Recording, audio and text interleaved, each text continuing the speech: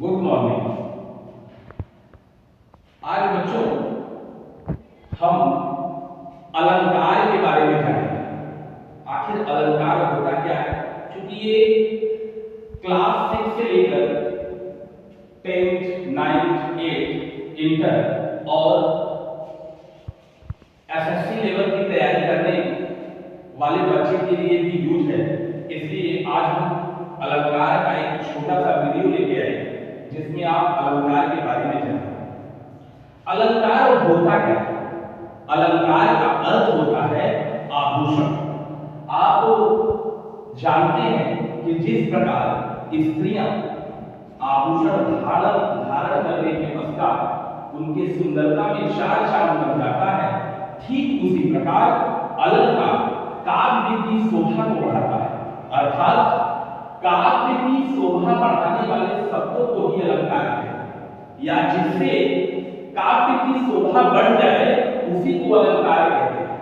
अलंकार मुख्यतः दो प्रकार का होता है, शब्द अलंकार, अर्थालंकार।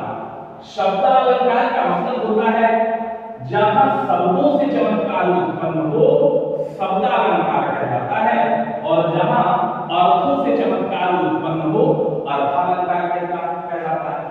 शब्द अलंकार के मुख्यतः तीन प्रकार होते हैं।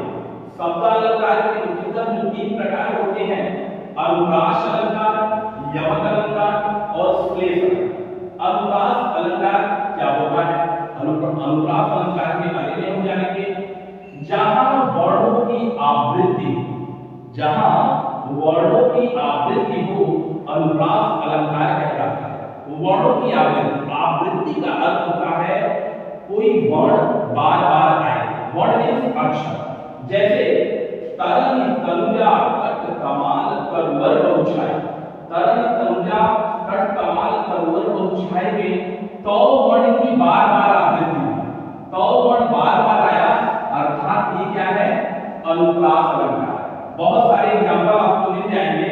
रघुपति राघव राजा राम, रघुपति राघव राजा राम में भी र वर्ण की आवृत्ति हुई।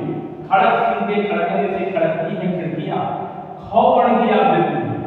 पंडित पंकज प्रसाद पांडेपुर में पकौड़ी पका रहे थे, प वर्ण की आवृत्ति हुई। महामना मदन मोहन मालवीय मद्रास में मछली मारते मारते मर गए, म वर्ण की आवृत्ति हुई। अर्थात जहां वर्णों की आवृत्ति हो वही अनुप्रास अलंकार होता है। नेक्स्ट में जानेंगे यमक अलंकार क्या होता है। यमक अलंकार जहां एक ही शब्द दो या दो से अधिक बार आए किंतु उनका अर्थ भिन्न भिन्न हो।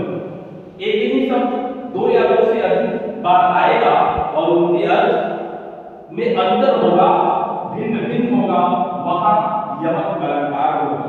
तीन बेर खाती थी वो तीन बेर। यहाँ एक बेर से मतलब है समय से और एक बेर से मतलब है टाइम से। तीन बेर और बेर का मतलब टाइम से। तो यहाँ बेर शब्द दो बार आया लेकिन उसका अर्थ अलग है। इससे स्पष्ट होता है कि ये यमक अलंकार है। कनक कनकते सौगुनी मां तक्ताय अधिकाय, या पाए गौराय धन या खाए गौराय। यहाँ कनक का अर्थ सोना और दूसरे कनक का अर्थ धतूरा होता है। सोना यदि व्यक्ति ज्यादा पा जाए तब भी पागल हो जाएगा, धतूरा खा ले तब भी पागल हो जाएगा। तो यहाँ भी दो शब्द कनक आए लेकिन उनका अर्थ भिन्न भिन्न हुआ, इससे स्पष्ट हुआ कि यमक अलंकार है। नेक्स्ट में आता है श्लेष अलंकार। यहाँ पर जब एक ही शब्द का प्रयोग एक बार हो किंतु उनके अर्थ अनेक।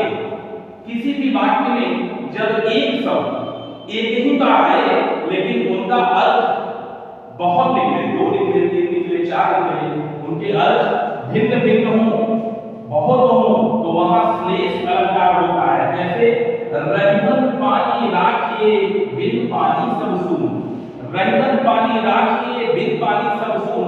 यहाँ पर पानी शब्द एक बार आया लेकिन उसका अर्थ तीन अर्थ निकले।